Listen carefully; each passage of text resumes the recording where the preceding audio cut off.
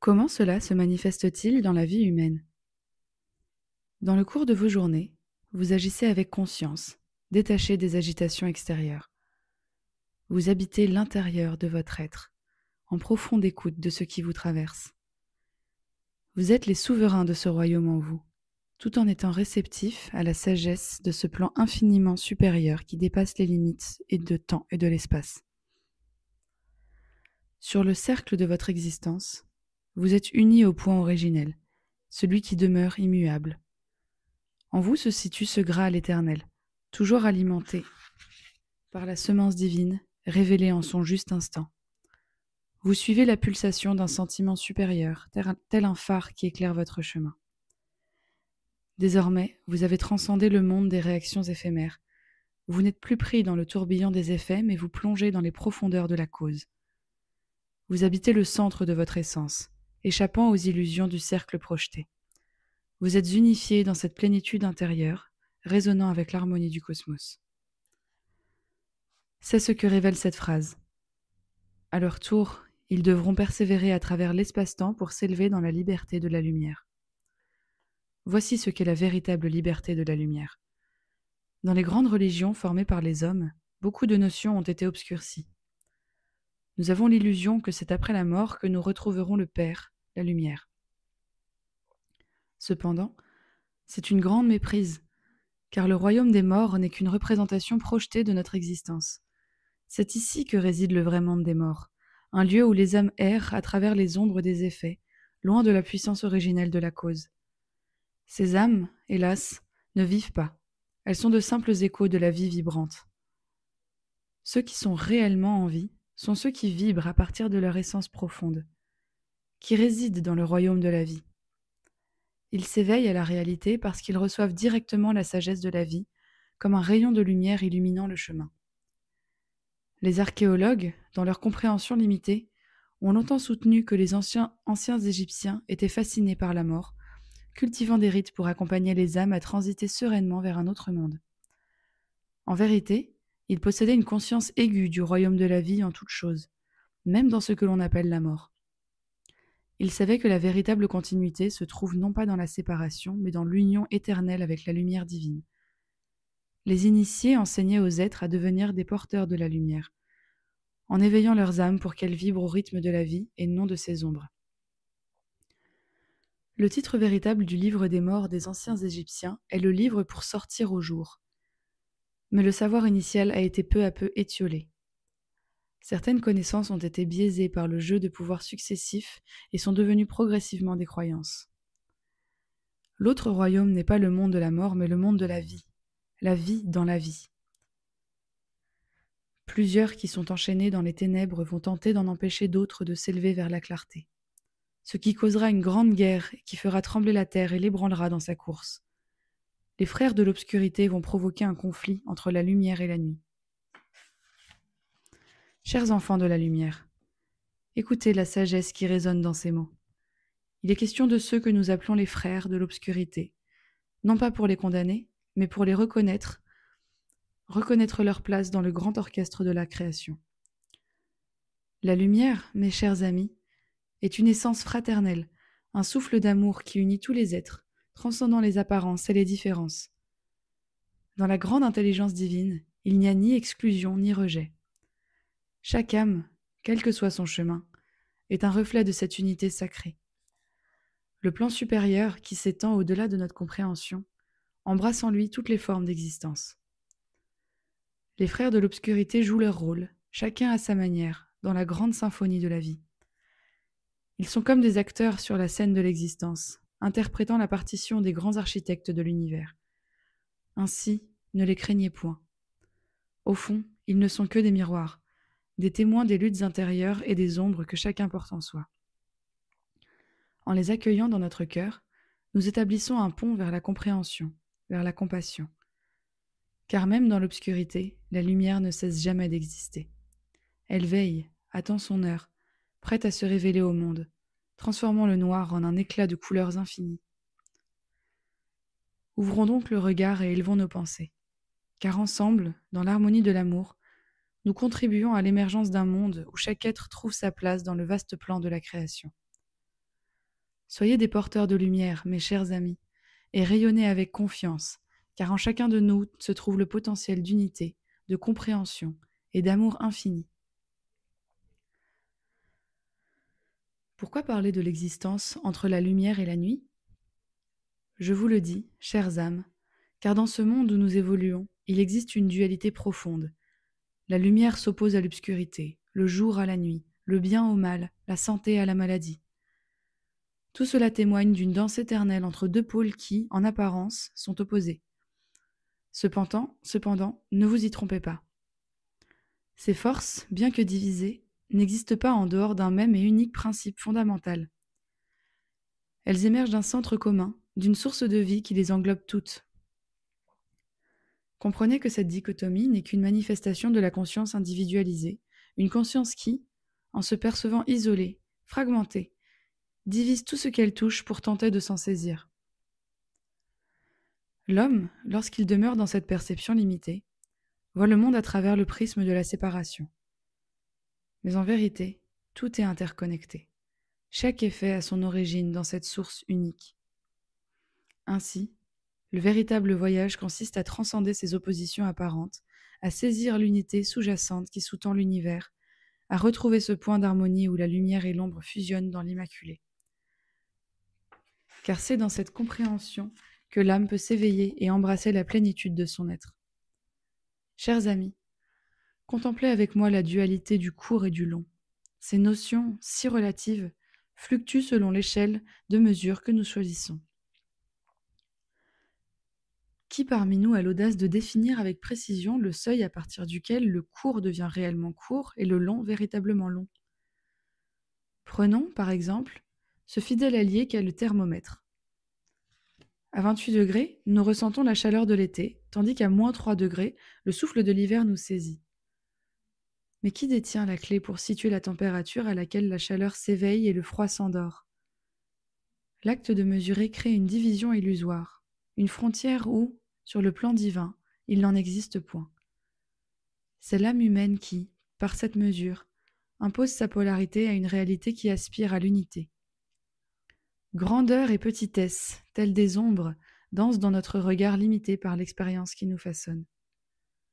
Ces âmes égarées, appelées frères de l'obscurité, en quête de pouvoir, désirent un monde fragmenté, un monde où le bien et le mal se tiennent en rivalité, car ils savent qu'au cœur d'une harmonie retrouvée, les principes se fondent dans le centre unique, source de toute vie. Si nous dépassons les notions de droite et de gauche, alors les extrêmes s'évanouissent, nous laissant face à la pureté du juste. Un monde qui s'illumine d'une telle vision est un monde dans lequel les justes se révèlent, où l'amour et la sagesse s'élèvent au-dessus de la dualité. La polarisation s'efface alors et nous accédons à une vérité transcendantale où réside l'harmonie divine, le tout un. Éveillons nos cœurs à cette réalisation, car c'est dans l'unité que se trouve notre véritable essence. Que la lumière divine éclaire nos esprits et nous guide sur ce chemin d'amour et de paix. Lorsque l'homme aura conquis les océans et qu'il volera dans les airs avec les ailes des oiseaux, qu'il aura appris à maîtriser le pouvoir des éclairs, alors le temps de la guerre commencera. Il y aura un combat titanesque entre les forces des ténèbres et les forces de la lumière. Les nations s'élèveront contre les nations en utilisant les forces obscures pour dominer la terre. Des armes redoutables effaceront la moitié des hommes de la surface de la terre. Lorsque l'homme aura conquis les océans et qu'il volera dans les airs avec des ailes comme les oiseaux, lorsqu'il aura appris à maîtriser le pouvoir des éclairs, alors le temps de la guerre commencera. Il y aura un combat titanesque entre les forces des ténèbres et les forces de la lumière. Les nations s'élèveront contre les nations en utilisant les forces obscures pour dominer la terre. Des armes redoutables effaceront la moitié des hommes de la surface de la terre. En ces temps d'épreuve et de transformation, nous nous trouvons au seuil d'une réalité profonde. Une réalité où les échos de la souffrance résonnent dans les âmes humaines. La surmortalité engendrée par les nouvelles armes, comme une ombre pesante, s'étend déjà parmi nous. Certains de ces instruments de destruction sont déjà lâchés dans le tumulte du monde, tandis que d'autres attendent leur moment dans l'ombre, prêts à agir. Ce phénomène n'est pas un simple hasard, mes chers amis. Il répond à la grande loi des résonances, une loi spirituelle qui unit tout ce qui existe. Chaque pensée, chaque action, chaque cri de désespoir se propage dans les sphères invisibles, créant des vagues d'influence qui touchent toutes les consciences. Il est capital de saisir cette vérité au-delà des apparences, de plonger dans la profondeur du sens qui se cache derrière ces mots. Ne restez pas sur le sens superficiel des événements. Ouvrez votre cœur et votre esprit. Trouvez la lumière dans ce qui semble obscur. Comprenez que cela a déjà commencé. Nous sommes à un carrefour où nos choix définissent l'avenir. Unissons-nous dans la quête de la vérité, de la pureté, et élevons nos vibrations pour pacifier les forces qui cherchent à diviser et à détruire. Souvenons-nous que c'est dans l'amour et la compassion que réside notre véritable force. Jusqu'au jour où les fils de l'aurore viendront parmi les hommes en leur disant « Cessez de combattre vos frères, ce n'est qu'ainsi que pourra revenir la lumière. Cessez vos doutes, suivez le chemin, et sachez que vous êtes tous vrais. » Les fils de l'aurore sont ces âmes nombreuses venues par vagues pour implanter la conscience fraternelle, la conscience de l'amour qui va au-delà des intérêts égotiques et aveugles de ce monde cloisonné dans le matérialisme. Au-delà des formes, des nations, des richesses, il y a la plus grande richesse de toutes, l'amour. Et l'amour engage la fraternité. C'est la conscience cosmique, la conscience baignée de l'amour universel. Ce n'est qu'ainsi que pourra revenir la lumière. Voyez qu'Hermès Trismégiste nous parle directement à travers le temps. Cessez vos doutes, suivez le chemin et sachez que vous êtes tous vrais. Vrai est écrit avec un V majuscule. Cela signifie que nous sommes tous fils et filles de la vérité. Nous sommes tous des enfants du divin, des enfants de Dieu.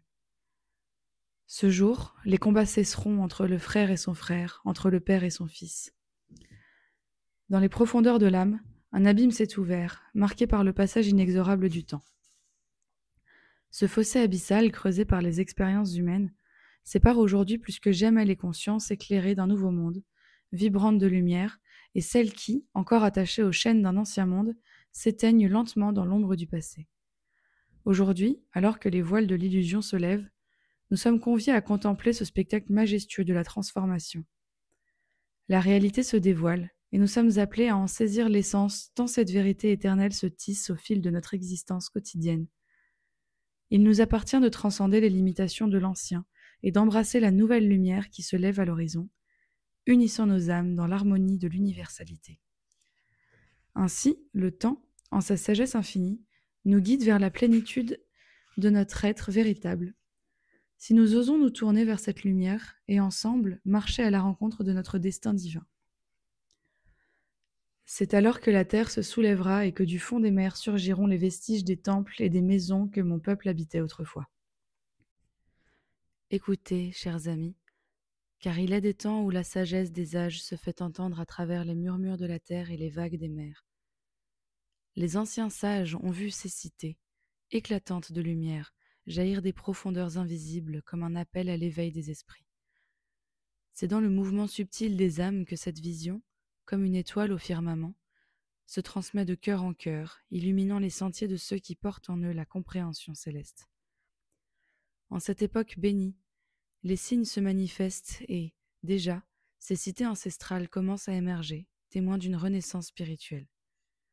Préparez-vous, car le temps est venu de reconnaître la grandeur de ce qui se révèle sous nos yeux. La sagesse ancienne danse parmi nous, et il est de notre devoir, avec humilité, d'accueillir ce qui se présente ici et maintenant. Unissons nos voix et élevons nos cœurs vers cette lumière qui s'annonce. L'âge des lumières viendra ensuite, et tous les hommes poursuivront la lumière du but. Les frères de la lumière régneront et chasseront les ténèbres de la nuit.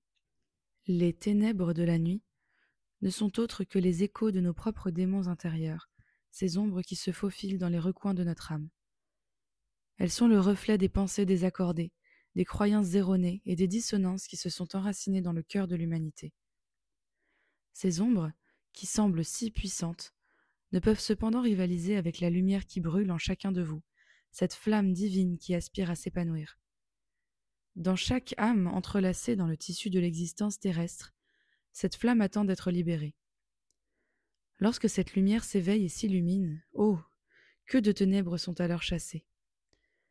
Elle s'élève comme un phare, dissipant l'obscurité et répand sa douce clarté sur toute la terre. Ainsi, mes bien-aimés, nourrissez cette flamme en vous. Accordez-vous à la symphonie sublime de l'univers, et ensemble nous transformerons la nuit en un jour radieux, où chaque être sera en communion avec sa nature divine et aura retrouvé son sanctuaire intérieur, dans l'unité de l'esprit et de la lumière. Les enfants des hommes pourront alors progresser et s'élever vers le grand but pour devenir à leur tour des enfants de la lumière. Des enfants de la lumière. On ne peut que s'émerveiller en lisant ces mots, car c'est précisément ce travail que nous sommes venus accomplir et poursuivre à travers nos œuvres et notre vie quotidienne. La voie de l'ascension ouvrait les portes du chemin initiatique.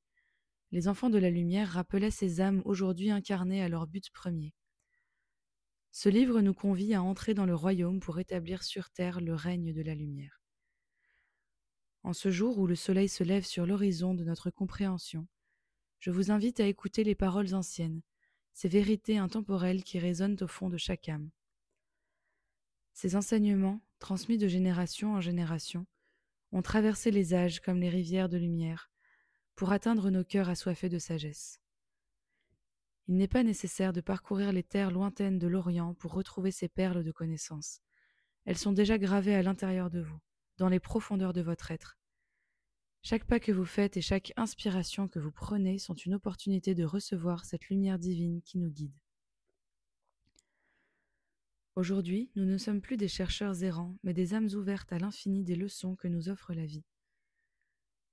Les maîtres enseignants, invisibles mais présents, insufflent en nous leur sagesse, nous offrant des clés pour déverrouiller les mystères de notre existence. Écoutons la douce mélodie des vérités révélées qui se déploient, leçon après leçon, dans la danse sacrée de notre quotidien. Chaque geste, chaque rencontre est une occasion de grandir, de comprendre, de s'élever vers la lumière de la compréhension. Ouvrez votre cœur, car c'est ainsi que les enseignements se révèlent, comme des fleurs épanouies sous la bénédiction du soleil. Recevez, chérissez et partagez cette sagesse éternelle.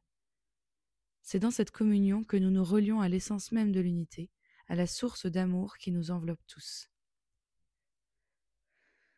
Les âmes seront pour toujours une flamme dans la grande flamme. Durant l'âge d'or, la sagesse et le savoir appartiendront à l'homme. Il s'approchera de la flamme éternelle, la source de toute sagesse, l'origine de toute chose qui est en même temps une avec la fin de tout. Oui, dans cette époque à venir, tout sera un et un sera tout. Et l'homme, cette flamme parfaite du cosmos, prendra place parmi les étoiles. Il pourra même dépasser cet espace-temps pour aller dans une dimension au-delà des étoiles. Lorsque l'on évoque l'idée d'un au-delà des étoiles, il convient de se rappeler que ce n'est pas un simple concept spatial. C'est le reflet des 7 cieux, ces états de conscience qui nous rapprochent de l'essence même de l'univers.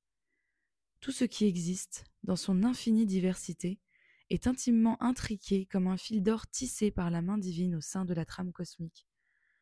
Il est essentiel, mes amis, d'apprendre à percevoir le monde au-delà de la manifestation matérielle. Ce que vous croyez être la réalité n'est qu'une ombre fugace des véritables structures formées par la vibration primordiale, le Verbe, l'univers lui-même. Lorsque votre œil, limité par la corporalité, scrute les étoiles, il ne voit que ce qui lui est accessible, ce qui résonne avec son propre champ. Ainsi, les autres dimensions, ces plans supérieurs qui vibrent en harmonie, demeurent pour lui invisibles. Rappelez-vous que ce que vous interprétez comme un ciel désert est en vérité un miroir de votre propre espace-temps, une vacuité qui dissimule des mondes vibrants. Nos ancêtres, les sages hyperboréens, ces êtres de lumière, ont révélé des vérités que tant de chercheurs de l'esprit ont négligées. Ils habitent un plan supérieur, un domaine où l'amour et la sagesse abondent, et si nous pouvons éveiller notre œil intérieur, notre œil divin, alors nous aurons l'opportunité de contempler l'hyperborée. Dans la tradition mythologique des Grecs, l'hyperborée était perçue comme une terre lointaine, située au-delà du vent du nord, une contrée merveilleuse, centrale dans l'âme du cosmos. Par la vision spirituelle, il nous est révélé que le nord est le point central du cercle et que les cités d'une existence supérieure vibrent à l'unisson dans ce foyer. Ouvrez donc vos cœurs à cette perception, chers amis, et laissez la lumière pénétrer votre être. C'est là que réside la clé de votre élévation spirituelle sur la compréhension des mystères de ces cités célestes.